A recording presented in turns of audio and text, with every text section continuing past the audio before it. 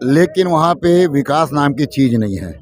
15 साल तक बीजेपी की सरकार रही, 5 साल तक कांग्रेस की सरकार रही, लेकिन वहाँ पे जो विकास होना चाहिए वो आज तक नहीं हो पाया। उसके नाम से लोगों में रोष व्याप्त है और लोग चाह रहे हैं कि वहाँ परिवर्तन। इसलिए हमारे वरिष्ठ आदरणीय लोगों के आशीर्वाद से उन्होंने मुझे तैयार किया है और मैं उनकी सेवा के लिए तत्पर हूँ। कि जो जोगी जी हमेशा कहते रहे हैं, अमीर धरती के गरीब लोग, हम इस चीज़ को ख़त्म करना चाहते हैं। अमीर धरती में गरीब लोग नहीं, अमीर लोग निवास करना चाहिए। अमित भैया का कहना है और हमारे जोगी जी का जो कहना था, जब वो सरकार में थे तो निराश्रित योजना 350 रुपये देते थे, लेकिन आज चूँकि 20 साल हो गया है, उसके बाद भी किसी सरकार ने, जिसमें 15 साल बीजेपी का रहा और 5 साल तक कांग्रेस की रही, उन्होंने कोई ध्यान नहीं दिया। हमारा शपथ पत्र में स्पष्ट लिखा हुआ है, अगर हमारी सरकार बनती है तो हम एक मुश्त 4,500 रुपया महीना निराश्रितों को, बुजुर्गों को हम देंगे।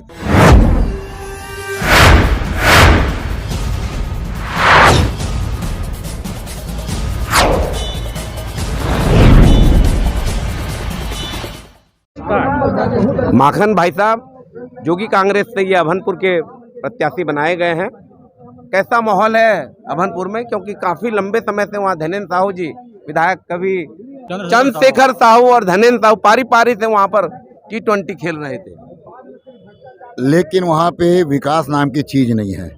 15 साल तक बीजेपी की सरकार रही, 5 साल तक कांग्रेस की सरकार रही, लेकिन वहाँ पे जो विकास होना चाहिए वो आज तक नहीं हो पाया। उसके नाम से लोगों में रोष व्याप्त है और लोग चाह रहे हैं कि वहाँ परिवर्तन। इसलिए हमारे वरिष्ठ आदरणीय लोगों के आशीर्वाद से उन्होंने मुझे तैयार किया है और मैं उनकी सेवा के लिए तत्पर हूँ। किन किन मुद्दों को लेकर आप वहाँ पर चुनाव लड़ने गए? वहाँ पे आवास की प्रॉब्लम है, वहाँ पे बेरोजगारी है, वहाँ पे रास्ता खराब है, वहाँ पे पानी की व्यवस्था नहीं है, वहाँ पे किसी प्रकार की सुविधा नहीं है लोगों को, सभी प्रकार से वहाँ पे विसंगतियाँ है।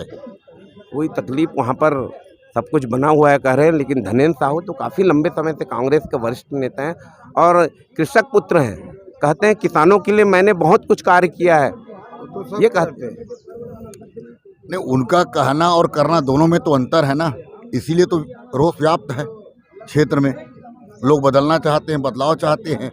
अगर ये सब करना, जो कथनी और करनी में अंतर नहीं होता तो फिर लोगों को, दूसरे लोगों को मौका नहीं मिलता।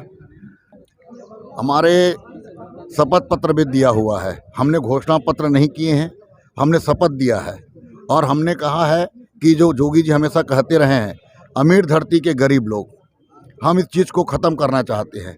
अमीर धरती में गरीब लोग नहीं, अमीर लोग निवास करना चाहिए।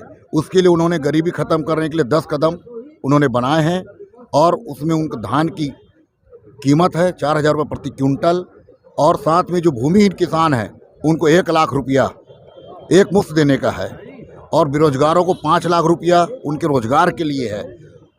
अमित भैया उन सारे मुद्दों को जो ज़मीन के नीचे है उस पर उन पूरा ध्यान देना चाहते हैं और इस चीज़ को उठाना चाहते हैं। अमित भैया का कहना है और हमारे जोगी जी का जो कहना था, जब वो सरकार में थे तो निराश्रित योजना 350 रुपये देते थे, लेकिन आज चूँकि 20 साल हो गया है, उसके बाद भी किसी सरकार ने, जिसमें 15 साल बीजेपी का रहा और 5 साल तक कांग्रेस की रही, उन्होंने कोई ध्यान नहीं दिया। हमारा शपथ पत्र में स्पष्ट लिखा हुआ है, अगर हमारी सरकार बनती है तो हम एक मुश्त 4,500 रुपया महीना निराश्रितों को, बुजुर्गों को हम देंगे। अमित भैया टिकट के वितरण करने में काफी लेट कर दिए और जहां पर वो टूट कर आ रहा था, कांग्रेस पार्टी के, जिनको कांग्रेस ने नकारा समझा, भारतीय जनता पार्टी ने नकारा प्रत्याशी समझा और उनकी टिकट काट दी। ऐसे लोगों को जोगी कांग्रेस में प्रत्याशी बनाया जा रहा है। क्या जोगी कांग्रेस में प्रत्याशियों की कमी थी? कार्यकर्ता जो वहां वर्षों से काम कर रहे हैं उनको प्रत्याशी बनने का अवसर नहीं मिला है, इस पर आप क्या कहेंगे? कांग्रेस पार्टी के नेता तो कह रहे हैं कि ये वोट कटवा पार्टी के रूप में काम कर रही है, भारतीय जनता पार्टी की बी टीम है। वो अपनी घबराहट में ये आरोप लगाते हैं। क्या कांग्रेस बीजेपी से आए लोगों को टिकट नहीं देती? क्या बीजेपी कांग्रेस से आए लोगों को टिकट नहीं देती? ये तो हमेशा चलते रहता है। और बात रही जोगी जी के पार्टी में जो पुराने निष्ठावान जो लोग थे, उनको सभी को बराबर महत्व दिया गया है, सभी को सम्मान दिया गया है। आप अभी देख सकते हैं मैं कितने समय से जोगी जी के साथ रहा हूं। जब मुझे आशीर्वाद मिल सकता है और जब दे रहे हैं, वो किसी के साथ अनदेखा नहीं कर सकते। ये थे माखन हमारे ताम्रकार जी, जो कि कांग्रेस के प्रत्याशी बनाए गए हैं। अभनपुर से काफ़ी युवा हैं और निश्चित ही इनको युवाओं का समर्थन मिलेगा, ऐसा कह रहे हैं। आप देखते रहे News 72, मैं हूँ हरिबंधु नायक।